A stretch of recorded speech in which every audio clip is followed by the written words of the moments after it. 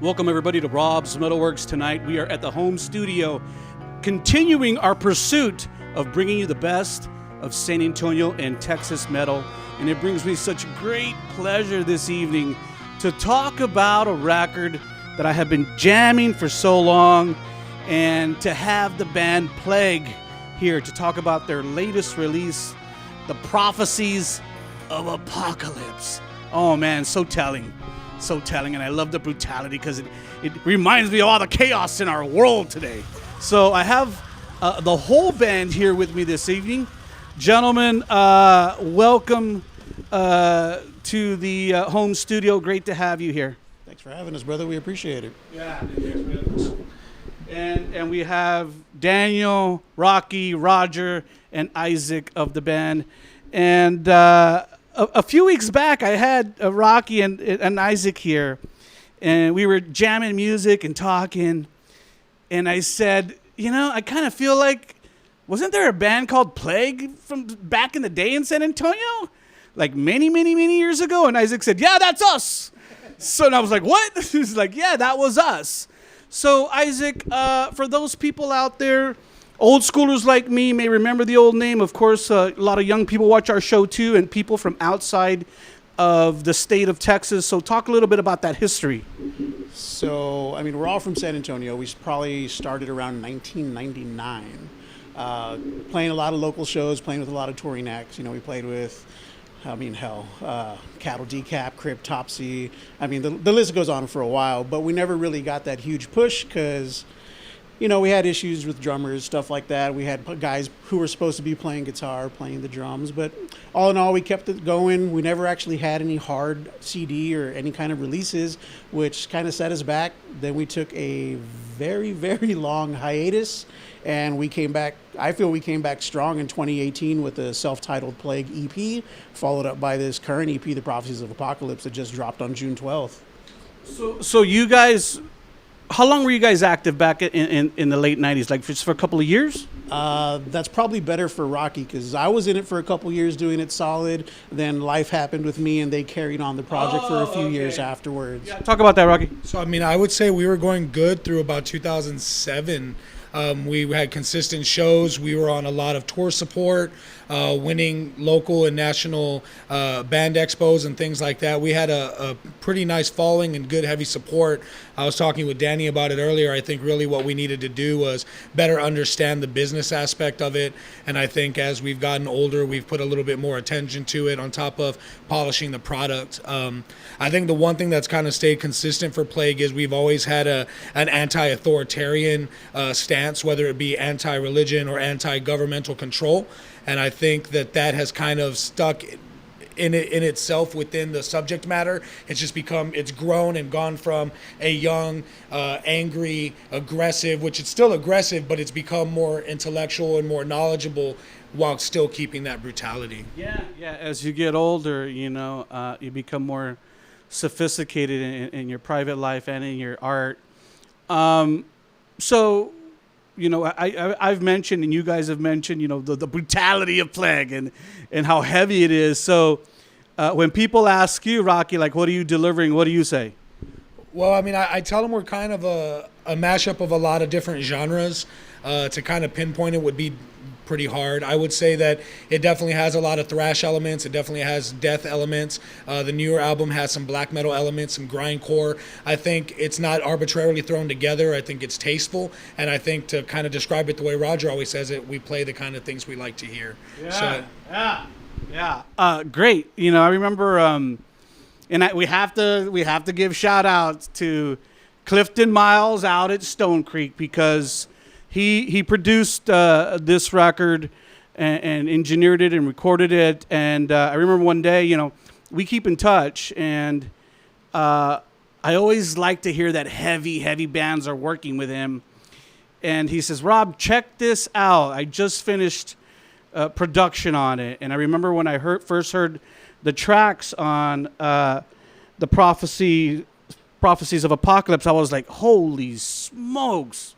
Like, I was really taken aback, guys. And as I was telling you right before we started recording, we're doing this tonight just because I'm a fan, first and foremost. I listen to this record, honestly, no bullshit. I listen to this record probably twice a day, every day. All the fucking time. What is it, like 15, 20 minutes? I mean, it's not my whole day, but fuck, I listen to it all the time. Not yet. But I can sure fucking air guitar the fuck out of it. And Rocky, I like what you said, because this record definitely at times is very bombastic. Like it hits you. And then there's also subtleties in there with some of the intros and some of the interludes in the music. Great stuff. And, I also want to give props to Daniel, because I love his bass playing on this record. Daniel, talk a little bit about kind of what you wanted to bring into this record, because I remember, especially when I saw some of the playthrough videos you guys have done, I was like, man, all these guys are like really good at what they do. Well, first and foremost, my method of creating bass parts to the material is I play parts that serve the song. I don't play to serve my ego. So I have to listen to what the guitars are doing, and then I have to figure out how I can create a bass line that supports what they're doing, and then determine when and where I can actually kind of step out and shine a little bit on my own. So that's pretty much my approach to playing bass with Plague and any other sort of music project I do outside of Plague whenever I do that type of stuff.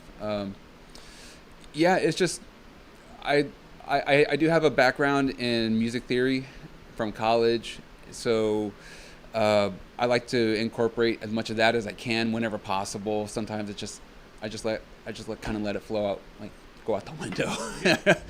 But the cool thing for me, though, is that you, as a bass player, can do those things. There's just some bass players who can't do it. They're just following what the lead track is, but you're able to kind of add your own thing into it, and that's the cool part. Yeah, and there's nothing wrong with that. I mean, there are some bass players who just follow the guitar, just note for note, and that's cool. That's cool too. Sometimes it works. Yeah. yeah, exactly. But it works though. Yeah, but it totally works. But I also draw on my main influences for creating bass parts come from Cliff Burton, John Mayung of Dream Theater, and Alex Webster from Cannibal Corpse. So those are the three main guys I get like my inspirations from and ideas from. I'll listen to like a Cannibal song, and I'll be like, what Alex did there, that idea, that might actually work with this part I'm stuck on in this Plague song that I don't know what to do. So let me try something along his mentality, or let me try something that John Mayung might do. And so on one of the new tracks, it's got some bass harmonics at the beginning, and that's very John Mayungish. Yeah. And some other parts, the rhythm guitar will kind of do its thing while somebody's doing a solo, and I'll just lock in with the drums and just kind of just thrash it out like Cliff Burton would do. Yeah. So I mesh all those three elements together, but I also put my own little kind of flair to it as well. Yeah. And I just do the best I can with the material and hope that it works. And usually they're really happy with it. Sometimes I'll ask them, it's like, hey, I have a couple of ideas. I don't know which way to go with this, but here are the ideas I have for this part. Which one do you guys prefer? And then they'll let me know. I'll get input from them sometimes, but most of the time it's... I just go say, none of it.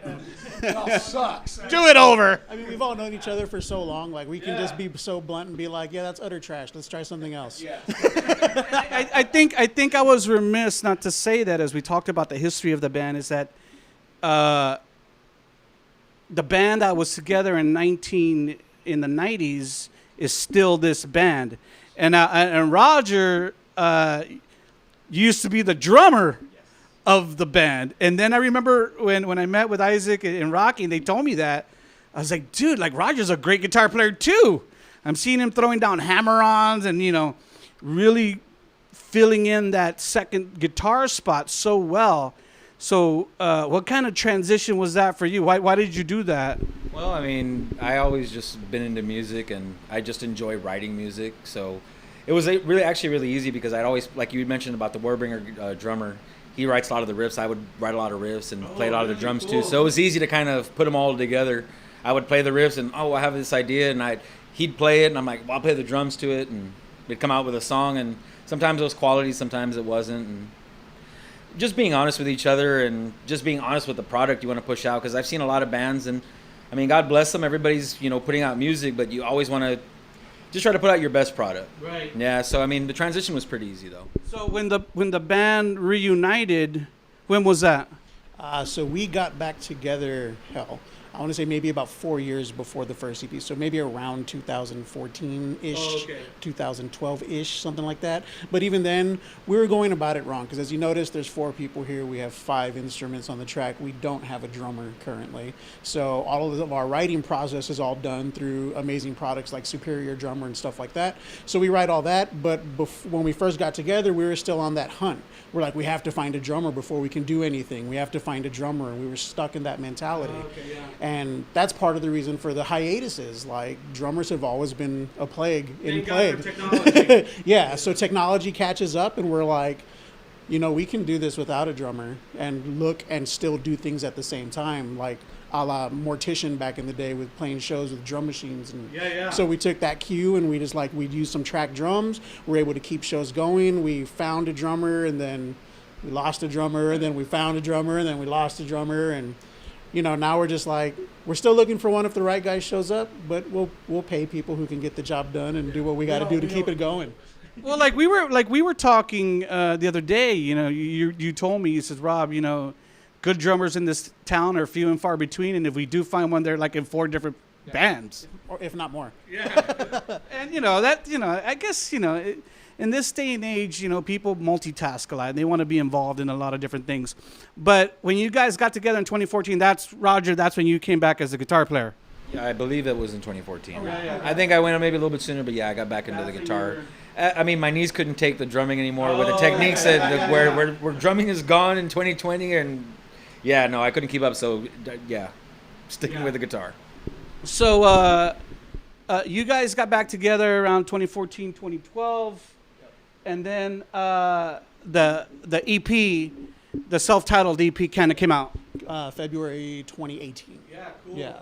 That too was produced by Clifton. That was also done with Clifton back when he was doing his Dead Room Studios before Yeah. before he 100% partnered with Mac Damon. Right. So that was with Dead Room Studios. We did that with Cliff and Damien. Again, there's a reason why we went back. Excellent product that they put out. Love working with the guys, but that came out and it had good response, but we were still learning ourselves. We didn't know the marketing. We didn't really push it before it released. We're just like, put it out into the world and maybe somebody will listen, which is a terrible approach. Don't do that. Yeah. Hopefully you guys can pick up a publicist this year. And I feel that if you do, then so many more people around the world will hear Plague and just come on board just like I did, man. God. So let's talk about why we're here. And we're here because of the Prophecies of Apocalypse. And for those of you who have not yet seen this record, go ahead and take a look at the artwork. Came out in June of this year. Brand new product. Heavy brutality, Texas brutality from here in San Antonio. So how soon... I remember, Isaac and Rocky, we were talking about this record kind of preliminarily about before this interview, and you were like, Rob, a couple of these were from the archive, and we kind of reworked them or polished them up, and then a couple of them were new songs that we kind of wrote. Well, I mean, you can imagine that since the 90s, there'd be a repertoire of songs. Sure. Riffs. Well, and just tons of songs. I mean, realistically, we talk about pulling stuff out of the vaults a lot kind of reworking it and utilizing our new approaches and our newfound flavors for music. So as we've been approaching these EP releases, we really want to bring forth, like Roger was saying, the best product, put our best foot forward, whether that means taking songs that have never been heard, reworking them and putting those out, or collaborating on new projects that kind of emphasize and show the new techniques and styles that we're being influenced by at the time. And you know, Rocky, should I assume that you do most of the lyrics? Is that true, or does everybody kind of? For the most part, I do a lot of the lyrics. At times, Roger and I will collaborate. Sometimes he would do major editing. I've always been a writer. Prior to joining Plague, I was, kind of a poet as far as writing things. So in the early stages, Roger would get a hold of my writings. We would edit them down and then place them. And as time has progressed, I mean, it's worked towards me as the primary lyric writer for the music. Let's talk about quickly some of the song titles here. I love the title track, Prophecies of the Apocalypse. And then there's Suckling the Witch's Titty. Y'all ever seen that movie, The Witch? Yes. Remember when the little boy goes into the woods and the witch, she makes herself look all voluptuous? You ever remember that? Yeah, she's like, the witch is like really hot. That's what that made me think of. Like, yeah, the little boy was like suckling the witch's titty. Yeah.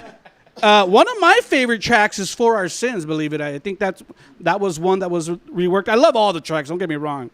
But I really dig that track. So Rocky and Roger, share a little bit about the lyrical content of this record. Obviously, we're going to talk about the artwork too here in a bit, but kind of very dark and kind of ominous, you know, some of these tracks. The approach on some of the songs is actually even themed. Like the Suckling the Witch's Titty actually came at the Gate show. We were watching a band. What was the name of that band?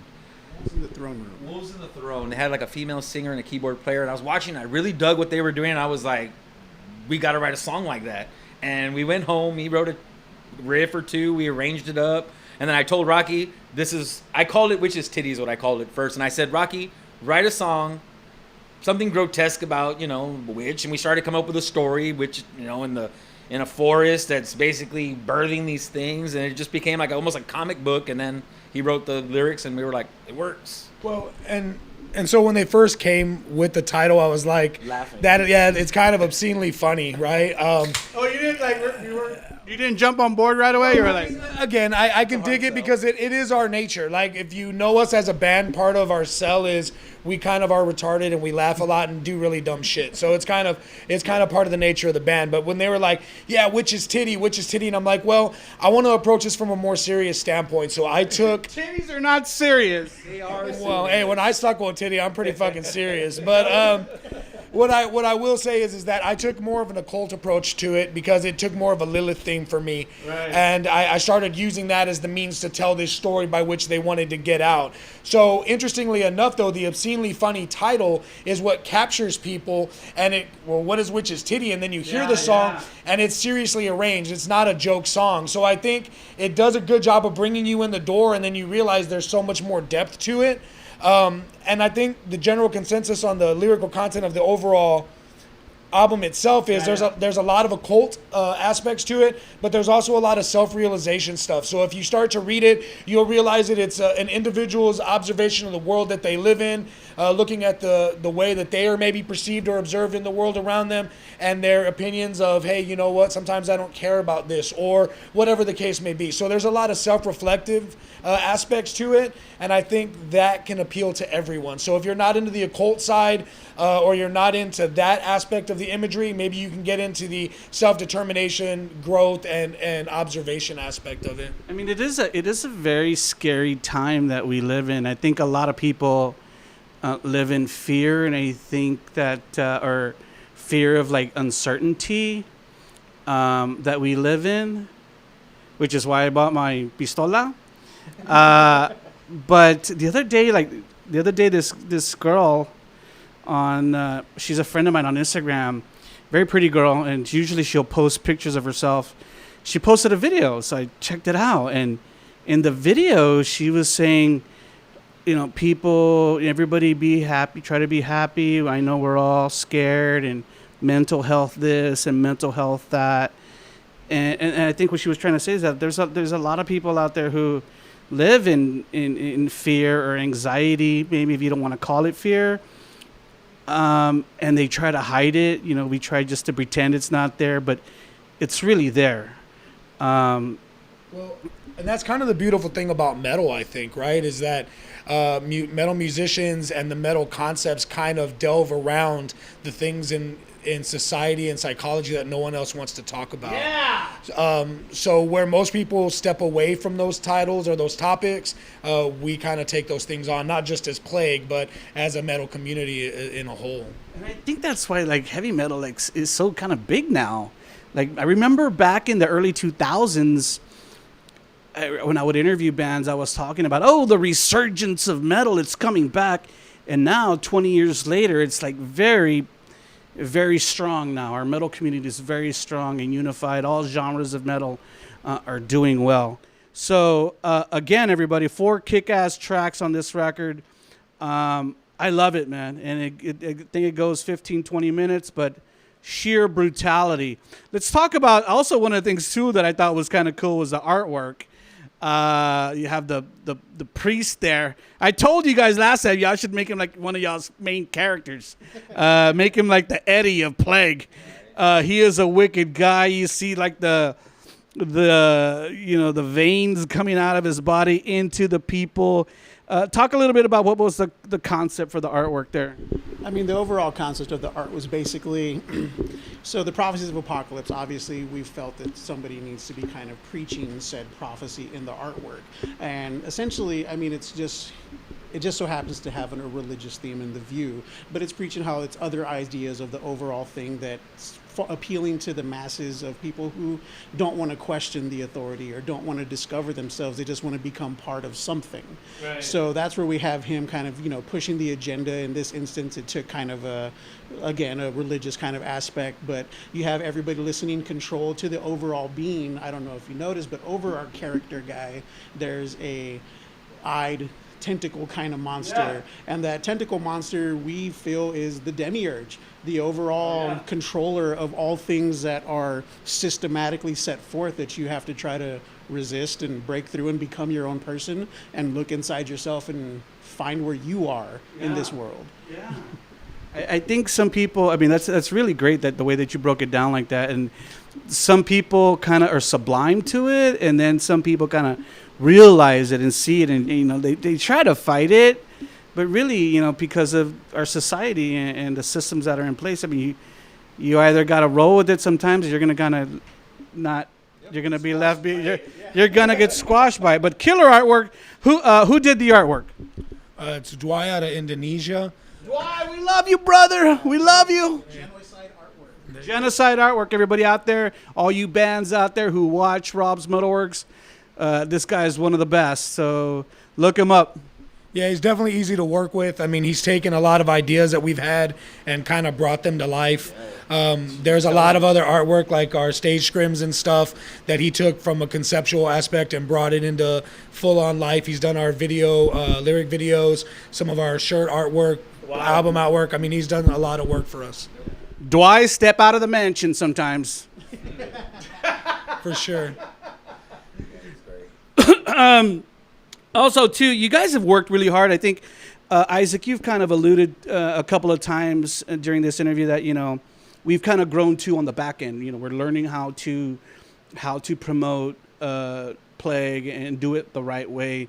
One of the things that I really have loved to see from you guys are the playthrough videos. I really love the playthrough videos. One is that the quality of the video is really good. It sounds great. But I also get to see you guys do your thing. And again, I admire each of you just for how great you guys are as musicians, man. And songwriters too, bro. I mean, these songs are killer, and I'm sure you guys collaborate, or there always has to be a leader, but everybody coming together makes the song what it is. But Daniel was saying earlier, he listens to the main riff, and then does his thing. But the great bassist that he is, and the great songwriter you are, and all that you offer, Roger and Rocky, just make these songs so fucking solid, man. I mean, a huge fan. So when I saw the playthrough video, I was like, yeah, now I get to see it. Let me go back and I could see like Daniel's part. I was watching like 3 or 4 times, like, oh, that's what he's doing. But really killer. So how many for those of you out there who have not yet seen them, you'll look for them on YouTube or on the Plague -TX Facebook. Was that how was it doing kind of the lyric videos? You kind of like doing, I mean, the playthrough videos. Oh yeah, he hasn't. Well, hit his yet. I mean, I think one of the things that we tried to focus on a group, especially in this downtime, quarantine, and all that kind of stuff, was ensuring that we had a lot of content for everyone to kind of digest and keep ourselves visible. We felt it was fitting for Plague to be recording and shooting content in the middle of a quarantine and a pandemic. Seemed kind of fitting, I guess.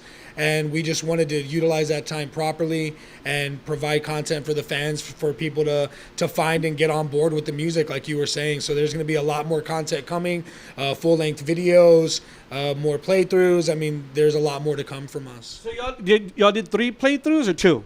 As of right now, 3 of the playthroughs have been released. There is a 4th one coming out. We just released a lyric video yesterday for Suckling the Witch's Titty. The one that Dewey did. Yeah, so we did that one yesterday. I believe the last playthrough that needs to come out is Prophecies of Apocalypse, the title track. Yeah. And then, so we're trying to push those out kind of bi-weekly is what it's been lately. And then in between, we're doing playthroughs for the old EP, like individuals. Yeah. For the old EP, I've put out 2 of me doing 2 of the tracks. We got 1 of Roger. We're working on Danny's. You don't want one guy just screaming at you, so obviously you don't get a playthrough of Rocky for just screaming at you for 5 minutes. But yeah, so we got that content working in, and most importantly, we're writing new tracks, and we already got studio time set up for like June, February for the 2021 release. You know, we're trying to keep it going. The days of like putting out a 13-track album every 2 or 3 years are over. You know, like people's attention spans are short. You got to put. So we decided we're going to try to put out a yearly EP. We're going to accompany it with playthrough videos, lyric videos, hopefully in the future shows. You know, right? Like right now, the content's coming out a little quicker because we can't play these shows. Right. You know, we pushed back the release a little bit to June 12th because that's when they said they were going to open stuff back up. They opened it up. We played a show in Fredericksburg June 13th, and a week later they shut everything down again. Dur Daiwall. If you've never been to Dur Daiwall in Fredericksburg, it's definitely a dope joint for metal. Man, I wish I could have gone to that show in Fredericksburg. I would have driven up to go check y'all out in Fredericksburg. That would have been cool. It was great. It was a lot of fun. Very intimate little spot. Woman from Germany, loves thrash metal. Oh, yeah, she's decked out like you on the walls. I mean, she's definitely got her shit together, and it was a lot of fun out there. Yeah. Let's talk as we talk about what lies ahead for the 2021. Let's kind of dig a little deeper into what you just mentioned. Okay, so you talked about recording the return debut with Clifton at Stone Creek. Obviously, that was a great record. And I remember I asked you to send me a copy of that too. And I've been jamming to that too. But of course, we want to focus on new stuff. And obviously had a great experience. Now you're doing like your second round for this second EP with Clifton and Stone Creek.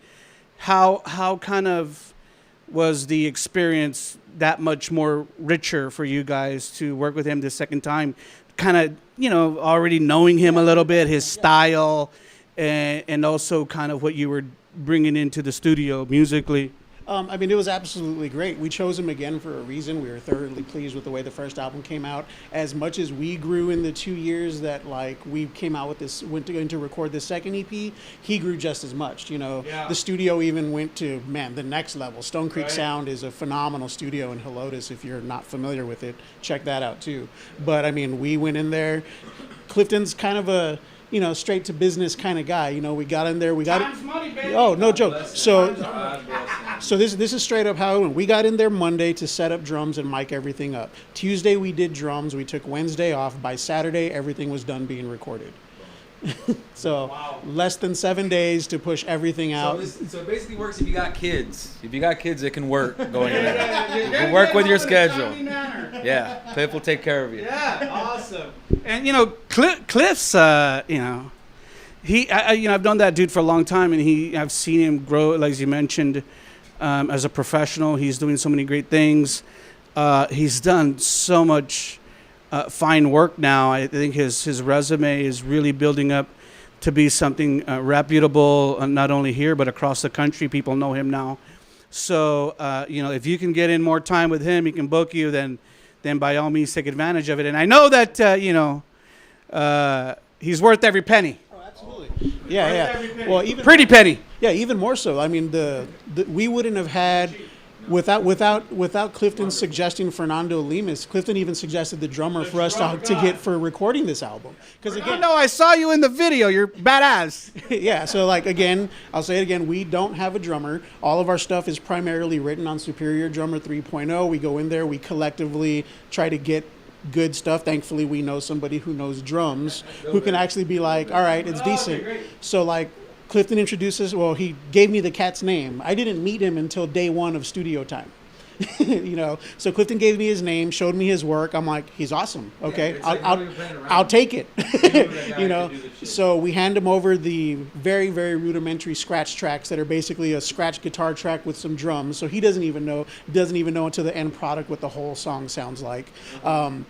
Give him it. He asked me, he's like, do you want me to add any of my own flavor or just play exactly legit? I'm like, throw all your flavor on it, man. Make it alive. So all the drums that you hear on there, 100% Fernando. He went with our ideas, expanded on them, and I cannot thank the guy more. FL Recordings is his YouTube channel, his Facebook. Give that guy some love. He does great session work.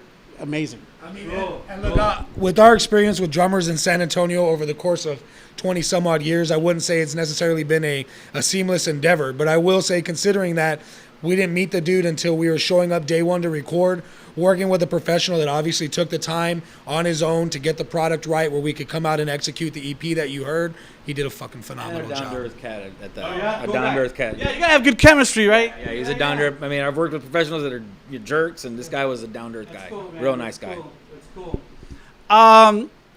So, we all don't know what's gonna happen with the pandemic, but if things start to open up again, what's the plan? Do you guys want to do some live shows right off the bat as soon as you can? As soon as it becomes available. And, once they open things up, in all honesty, I think there's some places out of state that are open now, but they're taking advantage of the fact that they're the only places that are open. They're not paying those people shit, right? Lowballing. I got cats who were going out to to the state X and getting $2-3 grand a show. Now they're being offered $400 because it's the only place to play. Right. So it's once it opens up, we're definitely down to start playing the shows. I mean, that's the most important part about metal. You can listen to as many albums as you want, but until you're out there seeing it live, getting your concussion in the pit, having a great time, you're not ending up at the back of the stage. I mean, back of the venue. Start at the front of the stage and you're moshing. All of a sudden, you're in the back of the room. We can't wait to get more shows going. I mean, in all honesty, right now, I'm trying to figure out a way for us to get a setup to be able to stream a show. That's how bad I want people to just watch us jam. And I was gonna say, I think now you got to be creative about how you get that information to people. So maybe you put on shows in different ways. I think that's the way you're gonna have to approach it until those venues open up. I can't wait to see you guys play a show. As soon as you guys play a show, I'm fucking there. And no drummer, right? No drummer at the show. So whenever we put. I'll be your fucking drummer. I'll be your air drummer, bro. Yeah, so as of right now, whenever we're playing shows live, we use 100% in-ear monitors and tracked drums. So we hear the tracked drums along with the click. We get everything. I mean, the drum machine doesn't rush, he doesn't lag, he doesn't mess up, so neither can we. Get tired. He's it's not like, oh, the song's going to be played a little slower. No, it's on tempo, so we have to be there with it. So it makes us tighter as musicians as well, which is great. I mean, because playing in time, everybody, I wish we had a drummer and we could do that live every time, but it is what it is. But it's still, I feel it still puts on a great show. People that come out and see us still thoroughly enjoy themselves. And if the show's big enough, and I offer Fernando enough money. Wait till you play out a big out-of-state gig for that to get him in. Yeah, exactly. I'm down for hiring a cat. Here I need you for a date or a few dates for a tour, and if that's the way it has to go, that's the way it has to go. Because we can't pump the brakes for trying to find a musician to fill the spot anymore. You showed me the video that's about to come out with Fernando in it. He is a great drummer, and he fucking looks cool. He looks cool. He's a cool young cat. So when are the people out there going to be able to see that video? So we're in the works right now. I'm hoping probably within the next I know it's a long time in the terms of internet, probably about 3 weeks. I mean, that's what we're looking at, hopefully. You know, that's what I'm pushing for. I'm trying to get it done. But you're absolutely right. We had to get somebody to appeal because we're a bunch of ugly old guys. So we had to get a good-looking young guy in there to try to get some kind of... It's also, as we, you know, obviously, you know, this interview will air sometime in the next week or so. And as we talk about that new video, you know, Isaac, you showed me some of the clips from it. Tell me a little, tell the people out there a little bit about what you were telling me about that video, like where you recorded it and stuff, how you... Yeah. So we recorded it in my buddy Kyle. He's a pilot, private pilot. He has 3 airplane hangars out in the New Braunfels airport. So he gave us access to one of his airplane hangars to record in, a nice big open space, very plain white colored. We weren't going for the super... Like really clean, dude. It looks like... Like you would think, you would think like it was all messy and dirty. It was like totally like beautiful. Yeah. The scariest part is he's like, by the way, what do you have to set up? And I'm like, this stuff. He's like, don't mess up my floors. They were $187,000. And I'm like, pick up your calves. Don't fucking slide them. Lift your knees. Don't shuffle your feet. Yeah. So I mean, it was an excellent environment. It was phenomenal. We're not going for that super, we're not trying to tell a story with this video. Like this video, we're going for the just performance. It's just raw aggression performance type shots. And we didn't want to be like, fog and black and dark and can't see anything. No, it's a video for the fans, but it's also for the guys who are thinking about booking us so you can see what you're going to buy. Check it out. Soon as that video drops, you will see it on the Rob's page. Guys, also too, you know, you kind of alluded to already, like what's going to happen in 2021. You guys already have new tunes then already ready for the new record? Not 100%. We have a couple tracks. We have maybe 2 tracks that are 100%, and then we're working on 3 others. We're trying to get... Send me the roughs, man!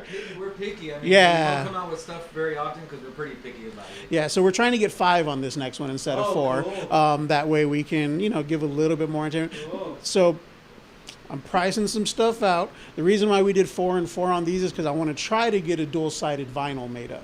So we have one EP one side, one EP the other. That would be cool. But if those vinyl guys would like to lower their prices a little bit, it can make it happen faster. Either way, it's going to happen. I'm going to make that happen at some point. So keep an eye out for that. But definitely 2021, we got 2 complete tracks. We're working on finishing 3 others. And it's going to be some more awesome music. Again, we will be at Stone Creek Sound. We are that tied with Clifton's work. You know, he does excellent. You cannot go beneath that anymore. Yes. You've already set the bar. Exactly.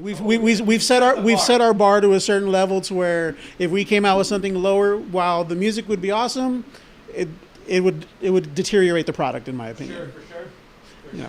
Absolutely. Oh God, man, I can't wait. Keep me in the loop, guys. I really am a fan of your band. And that's why, you know, I've actually been looking forward to this interview for a long time. And I don't know, Roger and Daniel, if you know, but you might have heard me say tonight that I was kind of like so excited. Like, Isaac and Rocky, you know, come over. And, you know, let's break the ice. Let's talk. I really wanted to meet you guys.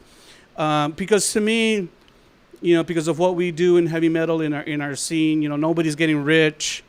And we all have our jobs, our day jobs, and our families and other things that we do, but we continue to work hard to support our love for heavy music in whatever way that we do it, as a video show or as a musician, as a promoter, anything, man. So first and foremost, you know, I am a fan of Plague, and all you people out there should be too. Be sure to look for the new EP and the debut EP that came out. That one's cool too. I tried not to talk about it because I wanted to focus on this one. But you know, I will keep my thumb on your pulse as we move along this year. I'll definitely be sharing your new video. And again, you know, keep me in the loop so I can continue to talk about Plague after tonight. Gentlemen, any last words? Anything that I missed? Anything that we should have talked about that maybe I kind of missed? It's kind of tough times right now. Can't play shows, can't make money. Please, www.plaguetx.com. Buy the merch. Give us some support. Basically, if you search Plague TX on Facebook, you'll find us. Plague TX on Instagram, you'll find us. We're really trying to push out high quality stuff for you guys to listen to. I love the fact that you listen to it. Hopefully other people will respond the same way. Lots of new stuff coming. Lots of more stuff to come in 2021. Everybody stay safe out there. Yeah. Thank you for the love. Killer shirts. Look at this shirt. And I know many of you guys saw my yellow Plague shirt in support of the new EP. Hard copy CDs for all you old schoolers out there. Very beautiful piece of product here that you can get your hands on. I really dig it. Daniel, any last words? No, man. Just Come on, Daniel. no, nothing really, man. I'll help him out. I guess in closing, what I want to say is anybody who wants to collaborate, people in the local scene, people who want to send music for us to listen to. I think part of what we do is networking as bands, is reaching out as musicians, showing each other music. So if you want Rocky Plague Messiah or Plague-TX, hit us up. Let us know what you're doing. If you guys want to play some shows in the near future, swap shows, whatever the case may be, hit us up. We want to network with you guys, and thank you for fucking supporting the band. Yeah. Roger.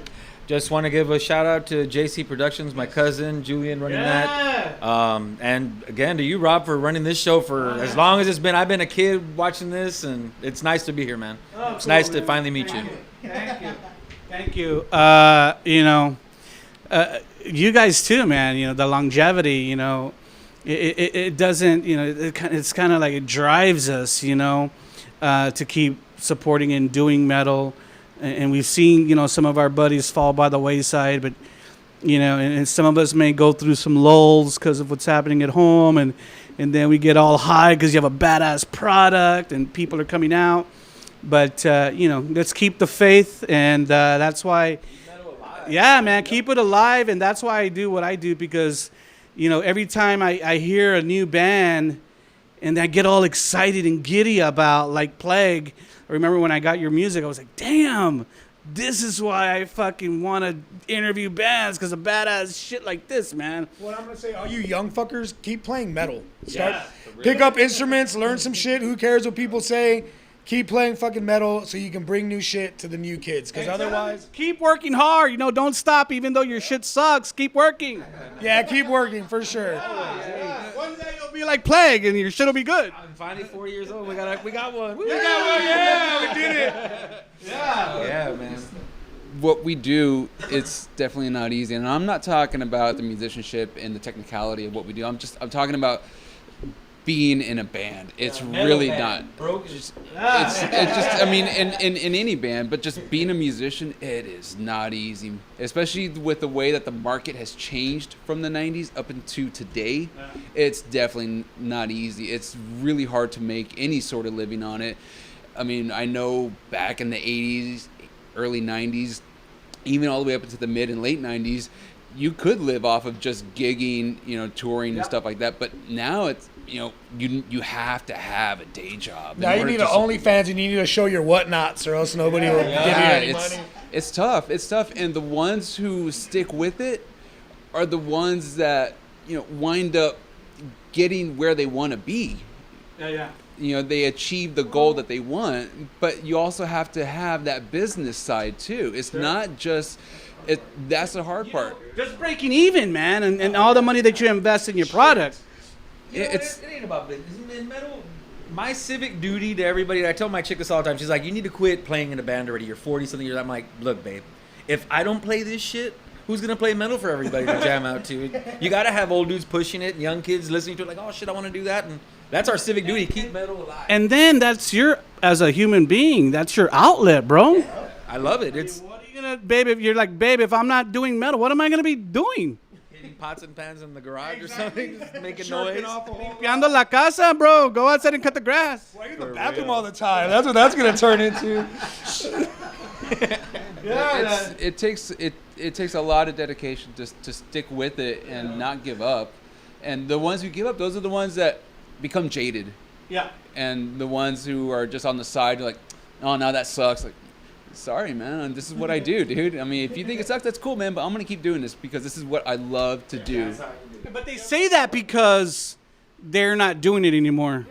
Yeah, they become jaded. Yeah. Yeah, they become jaded because of any number of reasons. You know, nobody's going to their shows, or some people might think that their music sucks or whatever. Hey man, everybody writes a shitty song. Yeah. Somebody's got a song that Well, sucks. I mean, even then, if you're writing music for someone to like give you accolades and fluff your ego, then you're doing it for the wrong reasons to begin with. Normally, you're going to be doing it to express something or to, because you feel a certain way. So normally, that process takes place in an area where you're trying to create. So if you're trying to just create things for someone to tell you that you're fucking cool, then you probably have the wrong approach to begin with. That would just be my opinion. To me, that's the number one mistake, is writing for somebody else, writing for an audience. You should be really writing for yourself, and our music reflects that. It's, as they said, it's music that we want to listen to. The metal that you want to listen to. Yeah, I mean, if you don't have integrity, then you don't have shit. And if you want to listen to it, Spotify, Apple Music, Deezer, Tidal. I'm pretty sure if you put "Suckling the Witch's Titty" in there, it's the only thing that'll come up. Now, if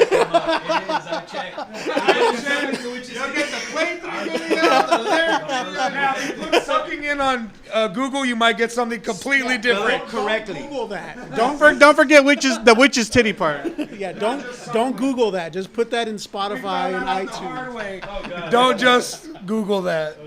Gentlemen, what a pleasure having you here tonight at the MetalWorks. This conversation will go down in the anodes of Rob's MetalWorks as we support heavy music here in San Antonio. Finally having you guys here on our show after a 20-year career already, and you guys are doing the best things you've done, and I anticipate that you guys will continue to belt out great metal and repping Texas heavy music. So all you people out there, remember, don't forget, here's the new one right there, the Prophecies of Apocalypse. Be sure to pick it up right now. You saw the band only right here on Rob's MetalWorks.